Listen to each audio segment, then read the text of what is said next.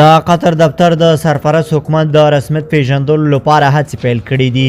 سلام درنو لیدونکو، ستړي مشئ. د دې مطلب پوره جزئیات را سره همدې ویډیو کې وګورئ او زموږ پښتو نیوز یوټیوب چینل سره سبسکرایب کړئ. د قطر لخوا په قطر کې د افغانستان د سرپرست حکومت د سیاسي دفتر رئیس وایي چې دغه دفتر د نړۍ له خوا د سرپرست حکومت د رسمیت پیژندلو لپاره هڅې کوي. نوموړی زیاتوي چې دغه دفتر له نورو هیوادونو سره د اسلامي امارت د اړیکو ټینګښت، افغانستان ته د بشري مرستو راجلبولو او په دغه هیواد کې د پراختیایي پروژو بیا پیل لپاره خپلو هڅو ته دوام ورکوي.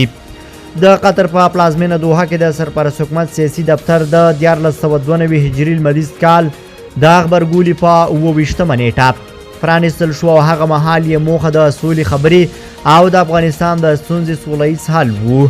او د سرپرست حکومت د چارواکو په خبره اوس دا دفتر د افغانستان او نړیوالې ټولنې ترمنځ د پله په حیث کار کوي. بلخوا یو شمېر سوداګرې ښځې د مناسب بازار نشتوالي اندېښمنې کړي دي. یو شمېر سوداګرې او متشبثې ښځې د خپلو لاسي صنایعو او نورو تولیداتو لپاره د بازار له نشتوالي اندېښنه څرګندوي.